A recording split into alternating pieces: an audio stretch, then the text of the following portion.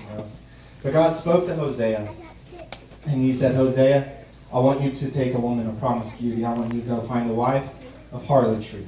For Israel has committed harlotry against me. They have take what I have given them and committed adultery against me. Against my justice. And so Hosea says, yes, Lord. He's a devout man. He trusts God. And out of nowhere, he goes down the street, goes to the red light district, the not particularly good part of town. He goes to the street corners and he finds this woman named Gomer. Gomer was a prostitute, a woman of promiscuity. And it never says why Hosea picked Gomer. Maybe she had fame around town. Maybe everyone knew who Gomer was, that lady who stood on the corner for money. She probably didn't have a good name, and especially back then, it was not a very good looked upon profession. So Hosea pops the question. He gets down on one knee. There was no meet my family. There was no how are you doing. He gets down on one knee and he asks Gomer, will you marry me? Gomer accepts. It doesn't say why, but you can assume that Gomer didn't live a very good life. Gomer didn't really ever know love. She went from man to man. She was in bondage and enslaved by these things that she did. She never really could live life to the fullest. Everyone looked down on her. Maybe she saw Hosea as her ticket out. Maybe Hosea was offering a thing that she had never seen before, a thing that she had never felt before. She had never really known love. She had given it to this man and that man and that man. And they never really treated her the way she needed to be treated. Right. She never really received the things that she needed to get. And so they get married. And it seemed like everything was in bliss. They lived several wonderful years. They had 3 wonderful children. Hosea fell in love with Gomer, and he gave her everything. He gave her his love. He let her into her home. He had children with her. He made her a devout woman. Childbirth is how a woman was accepted in the old times. So he kind of made her accepted. He brought her into society. He showed her everything that he had. He gave her everything that he had. He tried to give her peace and a home and a shelter. And then, out of all these years of bliss, after these 3 children, after she had raised her 3rd child old enough that she did not have to breastfeed, after he could walk around and, he wasn't really an infant anymore, it says that she leaves. Gomer leaves out of nowhere, and she returns to her profession overnight after Hosea had given her everything. After Hosea had given her everything, Gomer just gets up and leaves. Leaves Hosea there with her 3 children. Just dumbfounded, I'm sure. If I went and found a prostitute and I gave her everything that she ever had, and we had a prosperous life and we had children together, I would never expect her to leave on me. Yes, right. You see, this was a lot how the children of Israel was. You see, Hosea was told to do this so that when he prophesied to Israel, he would know the heart of God. He would feel God's heart for Israel, for he had been through this already once before. Yes, sir. So Israel, they were founded in God. All the way back in Genesis, God was with his people of Israel. He called Jacob and he redeemed him. And he gave him and he blessed his seed that Israel would be a prosperous nation unto the Lord. He called them apart and separated, and he gave Israel everything that they had. Whenever they were enslaved by Egypt, God performed miracles, and he broke them out of the grasp of Pharaoh. Whenever God was with Egypt, no matter what, he parted the waters so he could escape from their chariots. He parted the waters so they could escape from their oppressors, the things that once chained them, the things that once bound them. They no longer had to be bound by those things. They never had to be chained by those things. He led them 40 years in the desert. He gave them a pillar of fire by night and a cloud by day. He fed them manna, and he cultured them. He grew them as they walked this path with him, and he gave them everything that they had. He protected them. He was their protector, and he was their keeper. He was their God. Yes. And as he led them to the promised land, he helped them capture the city of Jericho. He conquered everything for them. He was on their side. Every battle that they fought, he won for them because the Lord was on their side. He gave them corn, and he gave them wine, and he gave them oil. He gave them silver and gold. He captured the cities for them. And here is Israel. See, Israel started diverging from the path somewhere down the line. They didn't have a king to begin with. Israel was led by God. He called prophets to prophesy over his people. He had people in power and in anointing that would lead the people of Israel. God would tell the people of Israel what fights to fight. God would tell the people of Israel what to do and what decisions to make. But they looked around and they saw how every city, every nation around them had a king, had a man that they could point to and look at my king. He's so powerful. He is mighty and he is tall. Look how strong he is. And so they said, God, we want a king. So gave them a king. But they were never supposed to have in the first place. They were supposed to trust in God. And so as they go on, it just gets worse and worse. They start melding the gold and silver that God had given them. They make idols and they worship Baal. Eventually there was a king that was evil called Jeroboam, and he separated Israel from God. While Judah and Israel was separated at this time, Judah stayed true to God, but Israel, it went down the bad path. They forgot who, as the verse that I said, forgot who gave them the wine and the oil. And you see, Israel was far from God. And they started to go to these nations that God had delivered them from, the nations that God helped them conquer, the nations that used to enslave them. It said that Israel went to Egypt and to Assyria for help. One way to put that was Israel started doing dealings with the Egyptians and the Assyrians. Whenever they ran low on the wine and oil and the grain that God once provided them, they would go to Egypt and ask for help. Whenever a nation was coming against them and they didn't know what to do, when they used to look to God, and God would help them win their battles, now they went to Assyria and say, Assyria, help us, we're scared. When I read this, God spoke to me and said, deals are not an option. And I was thinking, God, yeah, that makes a lot of sense when you think about it. But what exactly are you trying to say? What are you trying to say to your people? What are you trying to speak to the heart? And so I did what every great preacher does whenever God gives them a word, and I looked it up in the Webster Dictionary. Deal means an agreement, an understanding, a pact, a bargain, a covenant, a contract, a treaty, an arrangement, or a compromise. And that last word just stuck out of the picture. You see, whenever Israel went to Egypt and to Assyria for these things, they were getting wine and oil and grain. They were getting these things. They were getting protection. But it was a little bit of a compromise. It wasn't exactly the same thing that God gave them whenever He delivered them. It wasn't exactly the same thing as God being on their side and without anyone else. Their numbers outnumbered, their armies outnumbered. God still let them prevail victoriously. God would crush the walls of Jericho. Oh man, nervous. I need a... I know. Take my rag. So, I said, all right, God, we can't compromise. And God spoke to me.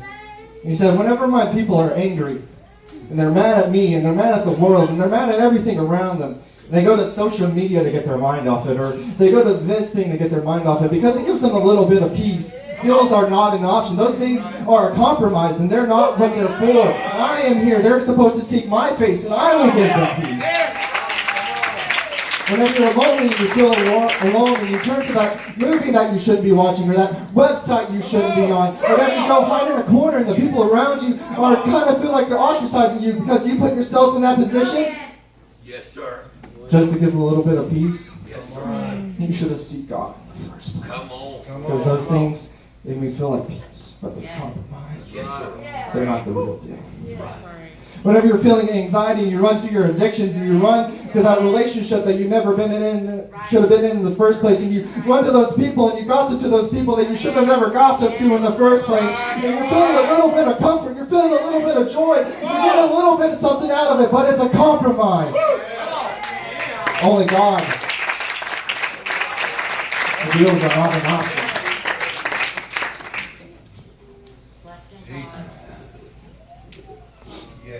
So here's Hosea. He's left alone. He has 3 children. You can just pray over that word. I just said, let it sink into your hearts for a second. I just need to think about that word.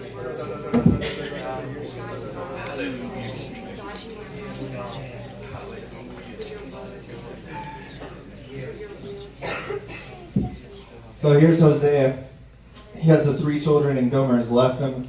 He's heartbroken. He gave her everything, and now he's all alone raising his children. Now imagine he's asking God what he's doing.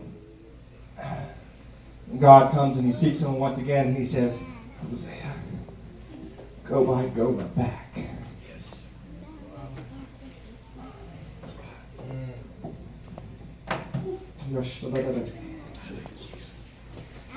You see, Gomer was in a really bad place. She left and she returned to her life of promiscuity, and these people who sold human merchandise had captured her and enslaved her. I imagine that she was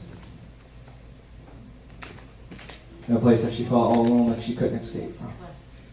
Gomer was in captivity, and she was being sold to man and man in slavery.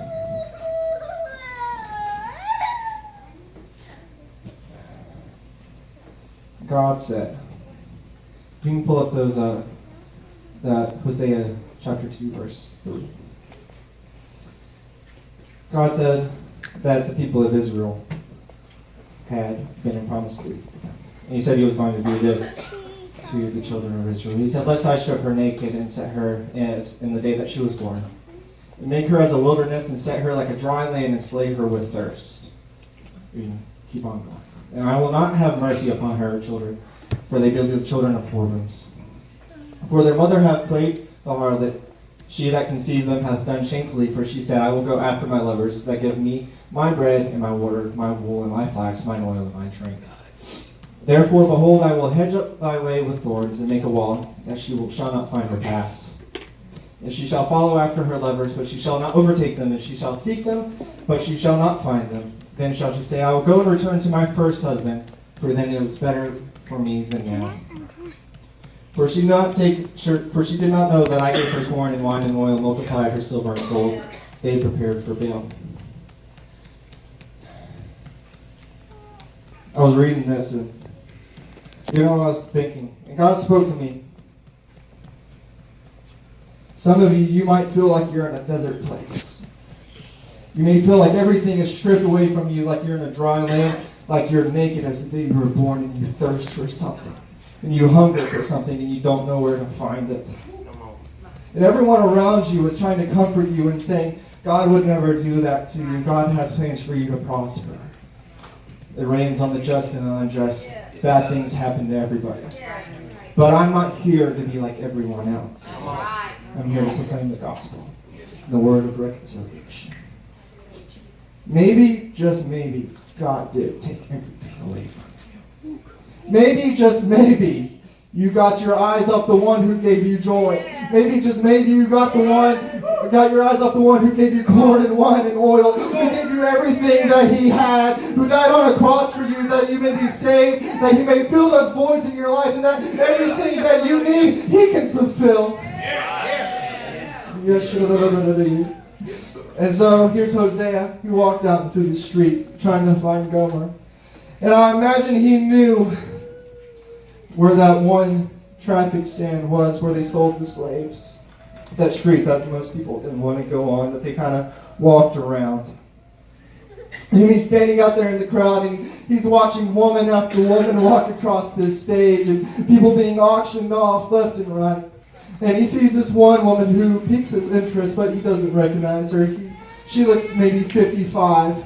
She looks like she's been through a lot. And as the slave trainer looks at her, and he says, here's this woman. She has a lot of strength left. She's only in her 30s. Hosea's thinking, she looks like she's 55. She's been through so much. She's hurt and she's broken. The slave trader says, she has a lot of strength in her. She has a lot of pep in her step. And Hosea looks at her, and she's slouched over, and she's beaten black and blue. Her hair is short, and not to be mean, but she looks a little pitiful. And I don't know what it was. Maybe it was a glimmer in her eye. Maybe it was a smirk on her face, a facial expression that he once recognized. And he looks up and says, that's my wife. That's Gomer. That's the one that I gave everything. I gave her peace at one time. One time she laid in my bed and I wrapped my arms around her and she felt joy. And I can only imagine the thought that Hosea had as he looked at Gomer. He thought about the men that she had been with. And it turned his stomach. Much like sin, God turns God's stomach. He didn't hate Gomer, he loved Gomer. But he knew that when she ran to that man for peace, she wrapped his arms around him and he returned the favor. That his peace would never have been as good as his. Hosea knew that she felt true peace when she was in his home and they were with their children. Hosea knew that Gomer felt true joy at one time in his home. Much like that, God hates sin.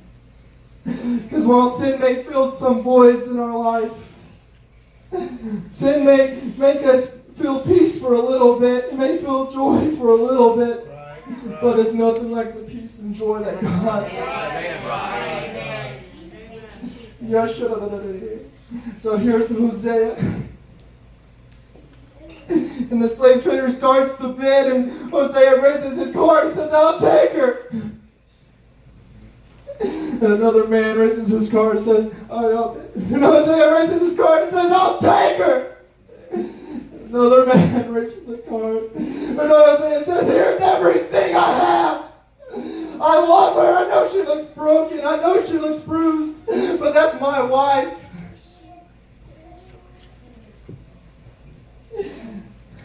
You see, Jesus Christ, He gave everything. God robed Himself in flesh and dwelled among us, not imputing our trespasses among them, but has committed to us the word of reconciliation. And here I am. That word reconciliation means being brought back to. I'm here to bring someone back to Christ fully. I'm not saying you're fully backslidden. Maybe you are. But there's something little that you're holding back from God that He wants back. There's a little bit of peace that you're getting somewhere, and it's not quite all from Him. And He wants to supply that. And if you don't have the Holy Spirit today, He wants to give you that. And He will give you that in this very service. And I know that because He wants to comfort you. He wants to fill those voids. There was a reason He died on the cross, and it wasn't for naught. He knew what He was doing.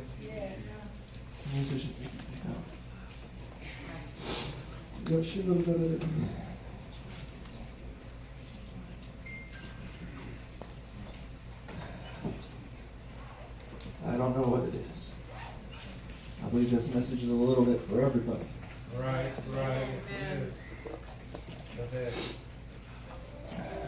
But there's someone out there. Maybe you're spending too much time on your phone or your social media and you're not giving God a second thought.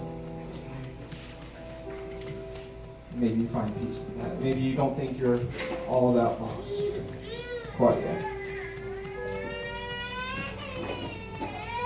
But deals are not an option. God wants your all. He wants everything. He wants to give you everything because He knows He can do it. Maybe you have sin in your life that's separating you from God. But deals are not an option because He knows He can do it better. That peace that you feel, that joy that you feel, this doesn't last forever. He can do it better. He loves you. He gave everything. And maybe you're that third person who's stranded in a desert and you can't find joy in anything. Maybe that peace, that thing that once gave you peace doesn't give you peace anymore. Maybe that one thing that gave you joy doesn't give you joy anymore. And everywhere you look, you're just thirsty and hungry for something. He wants to fill your voice. So if I have someone who has a void in their life, I pray you'll come to the altar. I pray you'll give Him your everything. This altar is open, and His arms are wide. His Spirit is here.